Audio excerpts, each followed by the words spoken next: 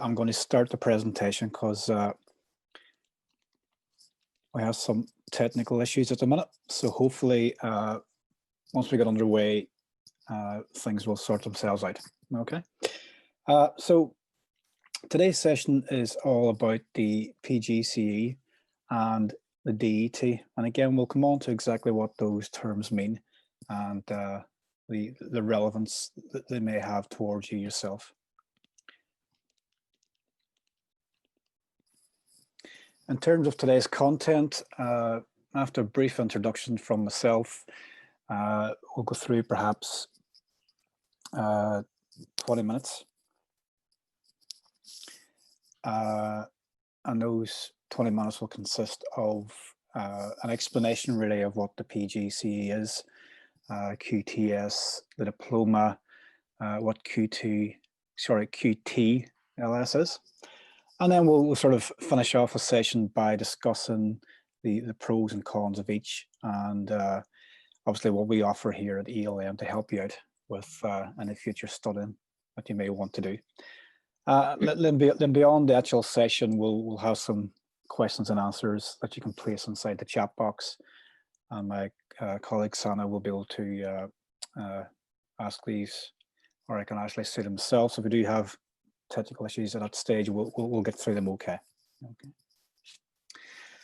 Myself, Mark, I'm ELN's training manager, and I am primarily responsible obviously for the E&T courses that ELN offer, from DET, CT, AET, right through to all quality assurance and assessing qualifications. I myself am qualified across all the qualifications and have quite a bit of experience in various places in the world, both in training and assessing.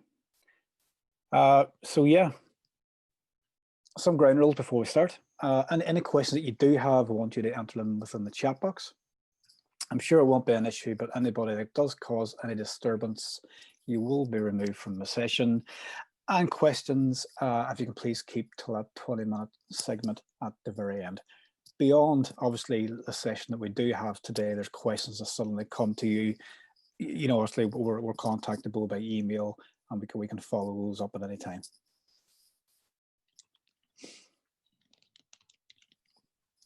So, the Postgraduate Certificate in Education, or PGCE, is an initial form of teacher education, which is completed in the UK primarily. It provides training to allow graduates to become teachers within maintained schools. Okay, it is, as I mentioned, an initial teacher program. However, it is based at a level 7, which is equivalent to a master's level in terms of expectations of performance evidence and obviously work that you need to complete as part of the PGCE. It is one of the main routes to becoming a teacher within England, and also the other home countries within the UK. You can obviously apply for qualified teacher status, or QTLS, which indeed makes you eligible to teach in all the countries across, not just the UK, but further afield as well. So it is seen as quite a high badge of professionalism within the teaching world.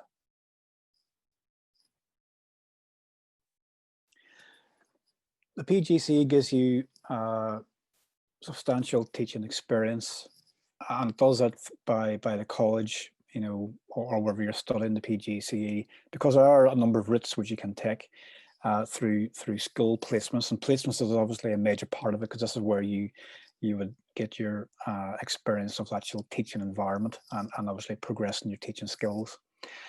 Backed up, of course, with a sound education theory. And that education theory, would be completed within the college or other location where we're actually studying the PGCE.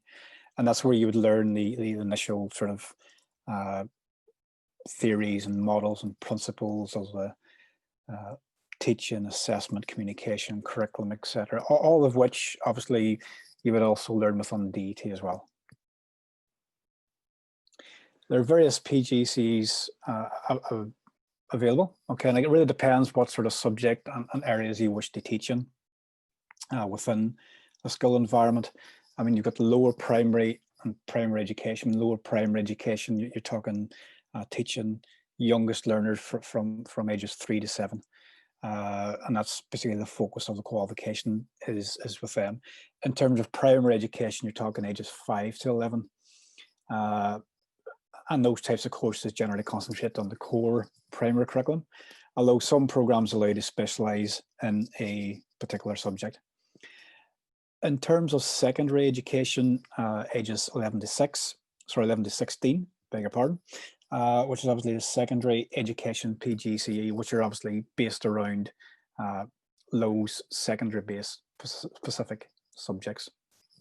And obviously you've got the post-16 and further education PGCE, and again, this means you can obviously apply them for your QTLS, which we'll come on to later on, but it is a separate classification to the QTS, but we'll learn more about that later.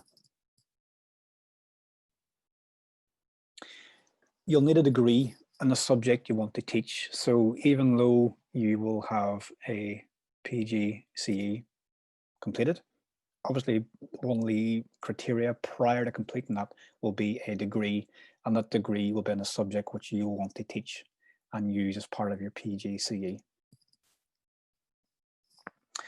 Entry requirements, currently entry requirements for PGCE need to hold undergraduate degree, as I mentioned, awarded by a higher education provider in England, Wales, or recognised equivalent qualification. You'll need to have achieved a standard equivalent to grade C or above in the GCSE examinations in English and mathematics.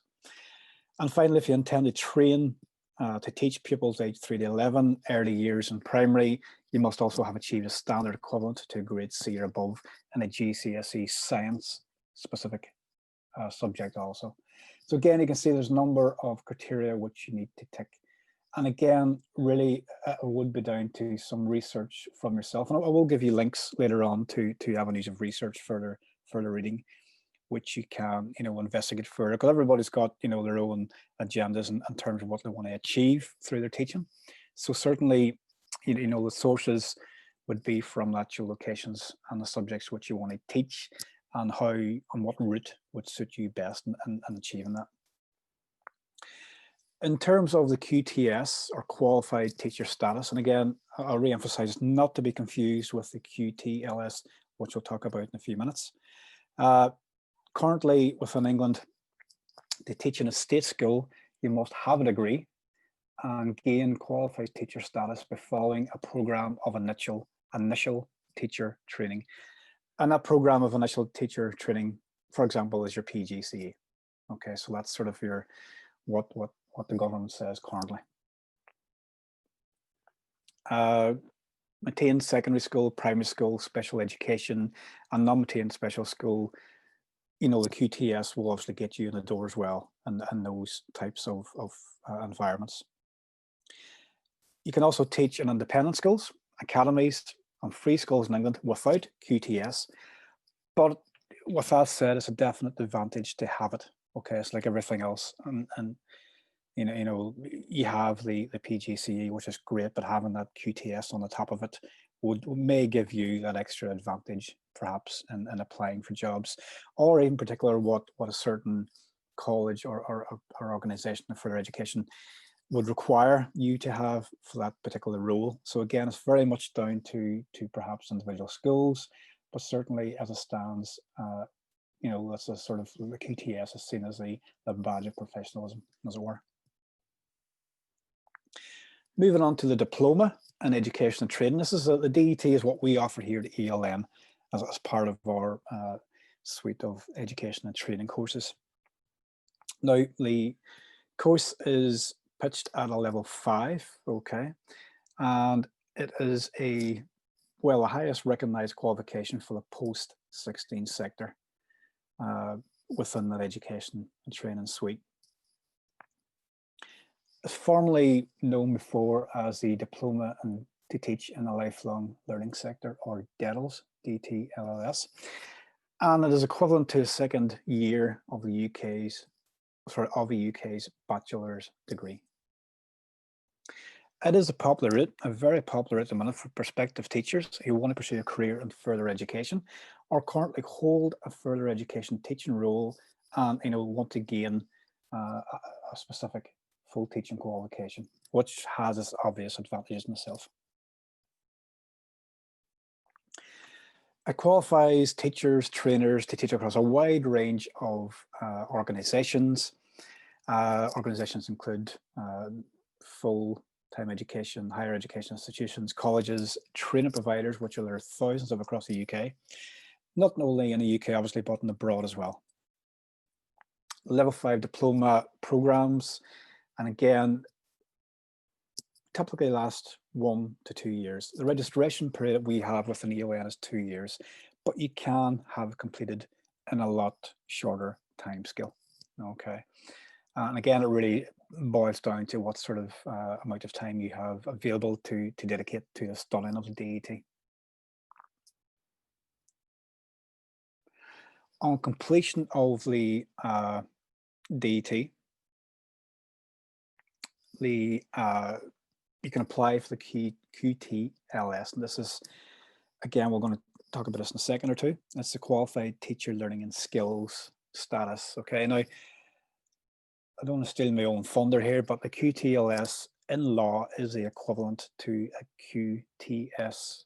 Okay, now even though we're both different badges, as it were, they're still the equivalency, and you can still get employment by having the QTLS.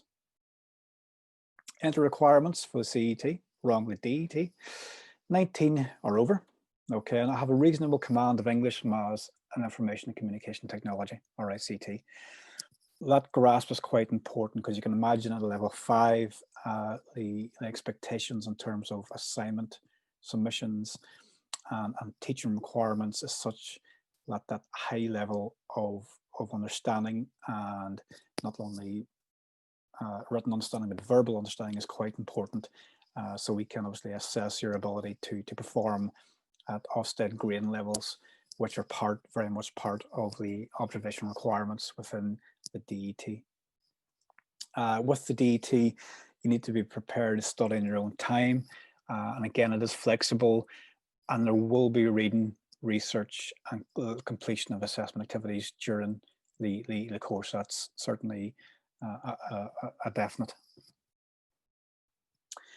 Having a specialist subject is important, okay, because it's something that obviously you can focus on in terms of your teaching. You might already teach that particular subject, which is even better. But again, that specialist subject will enable you to create schemes of work, focus on your session plans, and obviously focus on the development of your actual practical teaching skills throughout the DET.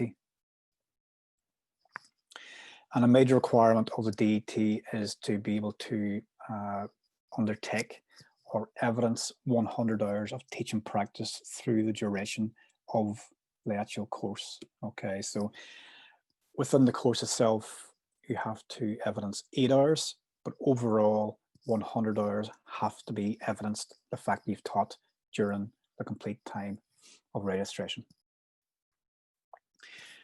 Moving on to the Qualified Teacher Learning and Skills. Okay, so you can apply for the QTLS once you've successfully completed your training, and your training being, of course, your DET. A Qualified Teacher Learning and Skills is a badge of professionalism, as I mentioned before, for teachers and trainers who teach ages 14 plus. So I know we mentioned before it was sort of 16 plus, but you can use it for 14 plus, okay.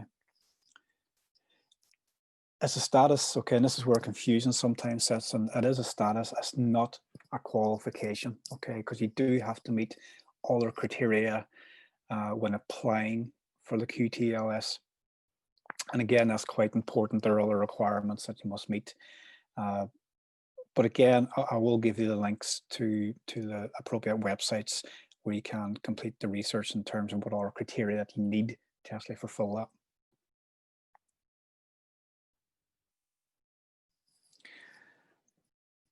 Application for QTLS can only be made through the Society for Education and Training. or SET. Okay, they're the ones that run that, and they're the ones that will sort of manage that process, that that system that you need to complete to eventually be awarded on that. And as I mentioned earlier on before, the QTLS does give you legal parity with school teachers who have QTS in England, and it can enable you to teach in a school or an academy should you wish, without going through the induction year. So what's that basically saying is, yeah, QTLS is the same as QTS, but again, please do your research in terms of when you're applying for certain jobs that they will accept the QTLS, because very much it is on a par with the PGCE, and it will develop you in the exact same way, because you are, at the end of the day, evidencing your practical understanding of teacher theory and practice, but also it'll evidence your understanding through all the assignments as well. Again, the same as the PGCE. The advantages of a DET, it can be completed in a shorter time frame. I mean, the learning and pace is flexible. Wherein perhaps a program of PGCE, you may be constricted or restricted rather to certain times we need to attend certain colleges, certain dates, certain lectures, and also placements can be quite restricted as well. You have to attend, certain school placements at certain times of the year. With the DET, that is completely flexible. I mean, what we do with the DET, we sort of, it's learner led in terms of you create your own pace of when you want to submit your assignments. You will organize your own observations. And really what our job is to obviously encourage you and motivate you and give you good constructive developmental feedback to enable you to progress through the course of the qualification. So yeah, it is very flexible, and it is certainly completed within your own pace, that suits you, which can work around obviously your home life and your career as well. The DET can be used in a variety of subjects that you're qualified in. Okay, so it's not just as opposed to PGCE where you'll be teaching the degree which you're qualified in. With the DET, you can turn and you can teach any subjects that you're specifically qualified in a particular sector, whether that be health and safety, security, education training itself, all numerous types of qualifications. And the source of where you can find information like that is very much within the qualification specifications that you would receive from the awarding bodies prior to delivering any program of learning. Okay, but again, we can move on to sort of the questions regarding that at the end of the session. Advantage, of course, you don't need a degree, as we mentioned, and it can lead to that QTLS, which is obviously the badge of professionalism. If you wish to go for it, it's not always the case that someone needs it or requires it, but it is there as an option if it's needed. So questions perhaps you would want to ask yourself prior to deciding in PGCE or DET. I mean, who shall you be teaching? Okay, so what specifically, who are you interested in actually delivering to? If it is sort of the junior members within a school, primary schools, etc., it does need to be a PGCE. There's no two ways around it. Within the older ages within schools, yeah, certainly around 5th year, 6th year, you may come under the umbrella of the DET and be able to obviously teach within a school. But obviously beyond, beyond schools and organizations of further education, you can obviously teach whatever subject you're actually specialized in.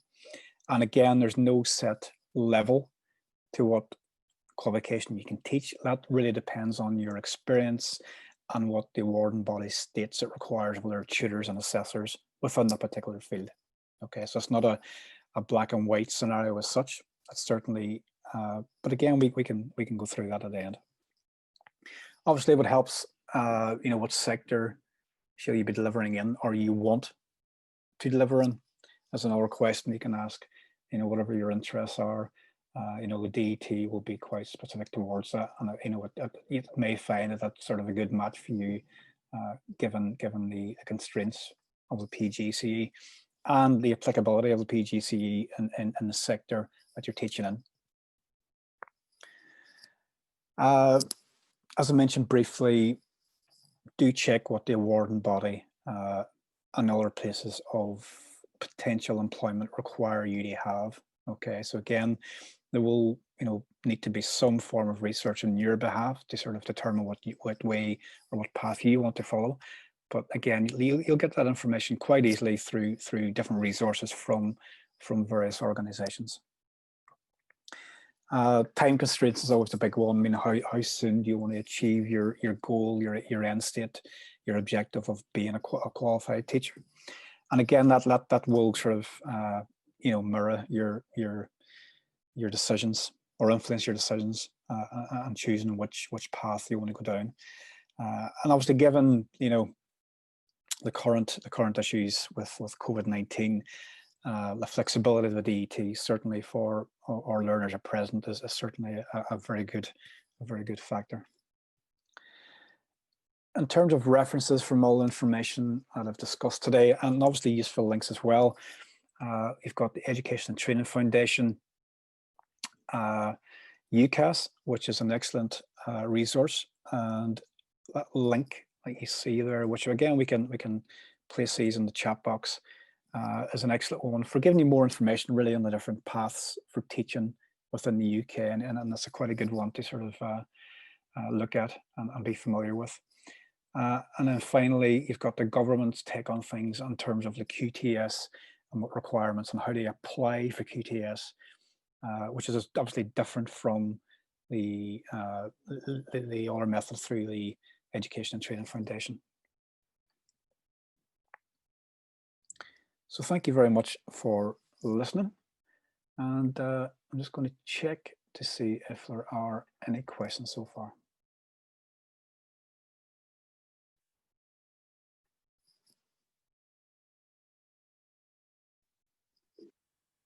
Hello, Mark, can you hear me? Yes, Sana. Hi. Okay, great. Thank you for that. That was very informative. So I do have a couple of questions here. Okay. Are you ready? Yep. Yep. Okay, so first question, how long does it usually take to complete the PGCE in full? PGCE, I believe, would take at least a year to complete. In terms of flexibility, there really is none on that. It really depends on the college's itinerary for the year and when, you know, obviously school placements are figured in there as well. So it's quite rigid in terms of time, I believe. Okay, great. So, and how long does the DET take? The DET, we have had students complete the DET, believe it or not, from anything from 5 months, a year, you know, beyond. Our registration period is 2 years, and you know, very rarely do people take that long. People are dedicated to you know, completing the work. They can get it done in quite a quick turnover. The only other time constraint with the DET is we expect 2 weeks between observations. As I mentioned earlier on, there is a requirement of 8 observations to be observed and assessed through the course. And all we require is 2 weeks between each of those to show a natural progression and obviously show feedback, enactment feedback. So you can see it can be achieved quite quick. Excellent, thank you. And I have a question here. What is the IPGCE and how is it different from the PGCE? Do you know? The IPGCE is the international version. And again, I would not deter no one from doing it, okay? But I do know that the IPGCE will not give you QTLS. It will not be accepted for QTLS. The units within the IPGCE do cover numerous parts of the syllabus for both the PGCE actually and the DET, but as a qualification by itself, I am told, I've been reliably told that it does not qualify for QTLS. And we've had learners actually come to us on completion of the IPGCE who couldn't get the QTLS and have now subsequently completing the DET in order to get that status. So that's Oh, wow. yeah. No, even I didn't know that either. That's great. Okay. Okay, so there is a dissertation for the PGC. Is there something similar for the DET? No, but actually, with our new learner, I'm going to sort of sell our own organization here, but with our new learner management system, there's no dissertation. But what there is a unit which you will initially start with. The unit is all about the theories, the models of learning, assessment, communications, curriculum. And what that is quite theory heavy. Like what we've done at ELN, we've broken it down into bite-size, manageable questions. So there's no thousands upon thousands of words to write. Your guide throughout this unit, for example, is quite straightforward and quite easily achievable. So there's no dreaded dissertation at the end of a qualification to do. That's all stages. And again, with the DET, one thing we're always keen to do is to set up regular tutorials, which our learners do take advantage of. So for example, we would if you know, the second Friday of every month suits you, we would schedule a chat with our tutor at that time for to see how you're getting on with the course. And also apart from that, we were quite keen, obviously, we would do complete individual learner management plans to ensure that you would complete your course within a specific time. So it's flexible, it's done at your own pace, but if you're the sort of person that likes that sort of structured learning and perhaps being reminded to submit assignment, we can do that also. Excellent, thank you. And there's a question about, you know, how, I guess you've kind of answered that in how difficult is the DET, but is it possible to fail the DET? I'm not probably not from our side. The only way you'll feel the DET, if you've got all the criteria, you know, in order to undertake the qualification, and you've got the dedication to see it through. I mean, the only person you'll end up feeling yourself, if that sort of doesn't sound too corny, because you get you know, tremendous support from us at ELN, and we do go above and beyond to make sure that you know you are given the support. Feedback is constructive, is developmental. We certainly do, and that's why we like breaking, for example, refer back to the Unit 3, breaking those questions down to manageable chunks that can be, you know, can be perhaps done, perhaps a spare hour you have after you finish work, between your work and having your tea. You can perhaps maybe complete a quiz. That's that sort of thing that we take pride in within the ELN. We do sort of, no, we certainly won't fail you. We'll do everything we can to ensure you pass, obviously meeting all our criteria you need to meet. Okay, excellent. Thank you, Mark. And what is the difference between the amount of teaching that you do in the PGC as compared to the DET? Off the top of my head, I can't tell you exactly how many hours of teaching you need to complete for the PGCE. However, for the DET, it is 8 hours, and I would not imagine at all that it's anything less than 8 hours. I'm sure it'll be a lot more. Now, those 8 hours are the 8 hours that are assessed and observed for your qualification. Overall, you still need to evidence 100 hours. And those 100 hours on the DET can be evidenced through a written record. And all that record states is a date, the time, the location, and the subject of where you've taught. And bear in mind, those teaching hours can be from any structured organization. So it's not from necessarily the same college, the same school. And obviously that document is then ratified by a manager, a line manager at your organization too. And again, it's just really an authenticity statement on your behalf, just to confirm that's a true and accurate reflection. The placements within the PGCE, I'm sure, are similar, if not more. It certainly wouldn't be any less. Okay, thank you, Mark. And Is it true that the PGCE is better for more academic subjects as compared to the DET? Yes, but again, that will depend on what obviously degree that you have. Okay, because obviously your PGCE will go with the degree that you have, and that's what you'll actually teach. So, yeah. But listen, the DET is very flexible. I'm not giving you a hard sell here by any means, but the DET is quite flexible in terms of subjects that can be used in all sectors. For example, even functional skills, the DET can be used in conjunction with in England. You know, so it's not just, you know, it does give you more of a, you know, wide variety of options to teach. Okay, excellent. And well, one question actually asks if ELN offer the PGCE, which I guess we don't. Is there, there's another question about the literacy units in the DET. If we offer them, Mark, if you can take that. The what units? Sorry, Sana? Literacy units.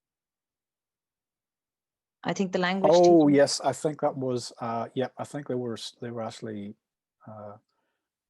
stopped. No, it's a different course, Sana. No, it's not. I believe they're not offering anymore in the DET. I think they were. Yeah, I think they're still available on the CET, but not on yeah, no, not in the DET. No, they were removed, I think, yeah. In fact, I think if somebody's going for language teaching, they might Yeah. actually be better off going into a specific English language teaching qualification, like the Exactly.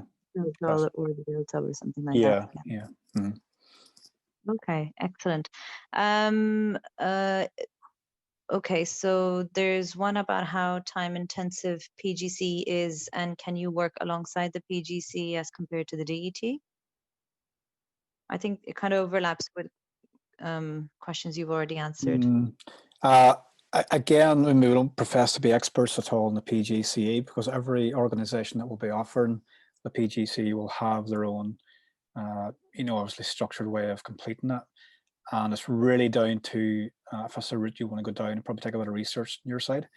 And again, that can be the links that I showed. I'm just going to keep them on there, sorry. The UCAS link is quite a useful one, as I mentioned, to follow, to use. And that can be, you know, that's certainly your first protocol in terms of more information regarding the PGCE, and that'll let you know exactly what the different routes are. Excellent. Thank you, Mark. I think that's the best resource and that's the best way to go around it, really. Yeah.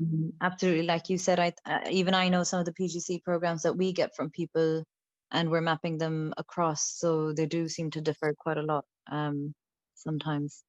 Okay, so I have a question here with regards to which one is more expensive to do, the PGCE or the DET?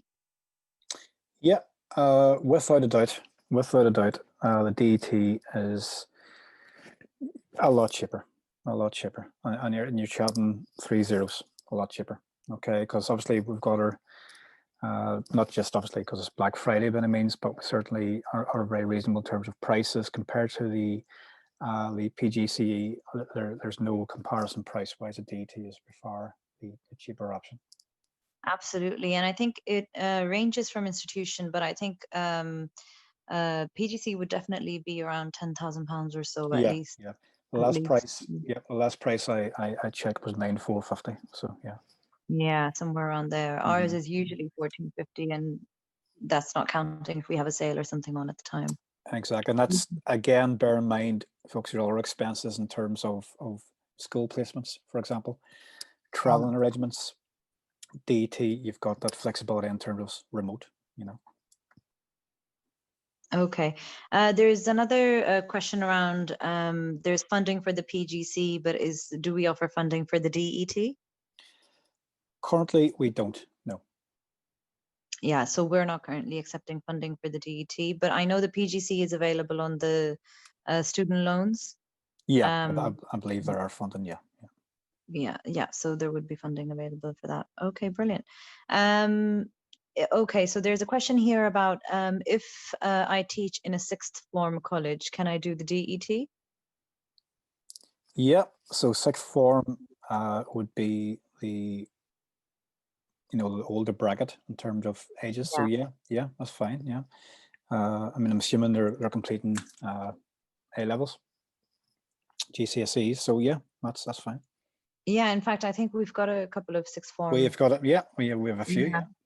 We have a few on our DET. Absolutely. Brilliant. Okay, so folks, if you have any more questions which you feel haven't been answered, or if you feel like we haven't answered it in full, feel free to ask your questions again. That's all I have for now.